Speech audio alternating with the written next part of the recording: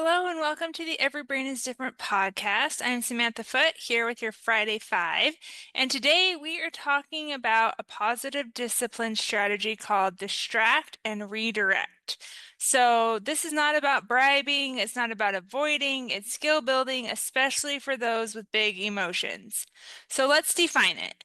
Distract and redirect is simply just shifting your child's attention away from something to something different. So if they're starting to do a behavior that you don't like or that's going to hurt them or something, you're just distracting them away from that and redirecting them into a new activity that's more appropriate or more engaging or whatever. So it works especially well with young kids or kids who struggle with emotional regulation, like many children with ADHD and autism. And it's a tool for prevention and connection. This is not about punishment. This is just about connecting with them in a different way and distracting them from the thing that they are doing that's maybe not so appropriate. So here are some examples. The first one is maybe you're in the store and your toddler is grabbing things off the shelf. I know I used to do this all the time and it drove my mom crazy when I was little. And if your child is doing that, you can say, "Hey, can you help me find the red apples?" And then put them on a new mission to find the red apples. And hopefully they'll be looking for the apples so they won't be like touching everything else. And then the next one is a child gets frustrated while playing a game. This happens so often in my house. And my kids just get so frustrated while playing a game because they're not winning or the game isn't going the way they expected or whatever. But you can say, "Hey, let's take a dance break. Let's take a break, any break you want." So we can go like, for a silly walk. We can do a dance. We can do whatever else you want to do. Just take a break for a minute and then come back to the game and restart. Why does this work?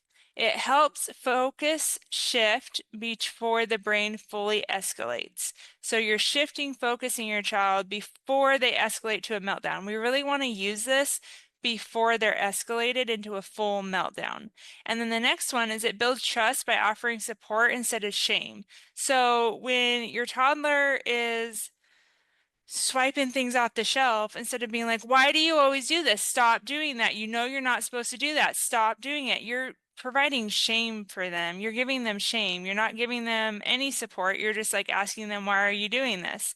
And so that creates shame. And what we really want to do is create support for them and support them to engage in a better decision, a more appropriate action. So when your child, for example, is playing a game and it's not going the way that they think it should, you're teaching them to walk away before they get upset, before they get too upset and escalate.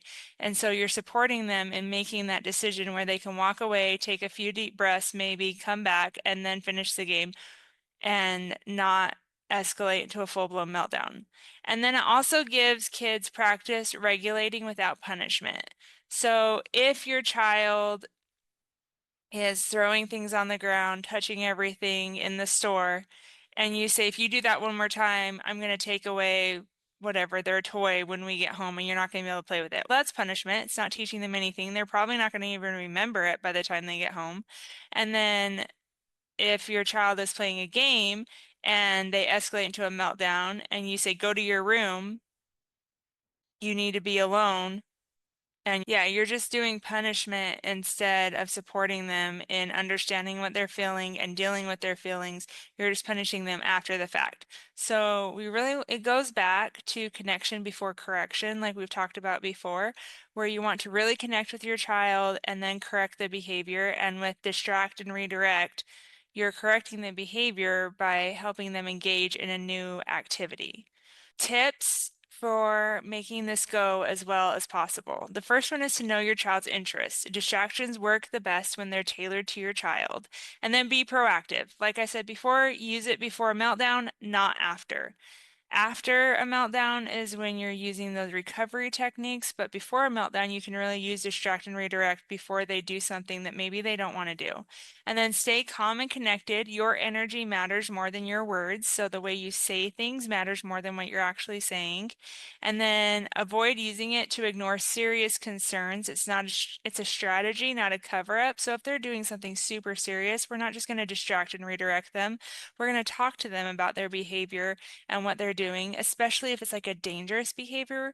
So for example, if they're about to run across the street and you grab their hand and say, let's go over here instead, you can do that, but you also have to talk to them about the dangers of running into the street without looking. And so those are just some tips to help distract and redirect go a little bit better. So the next time your child is close to a meltdown or doing an inappropriate behavior, try pausing and gently shifting your child's focus. Distract and redirect is like a parenting pivot, and sometimes that's all it takes to help your child make a better decision and for you to keep calm also. So I hope that was helpful. Let me know. Let me know how this goes if you try it, and I'll be back next week with another Friday 5.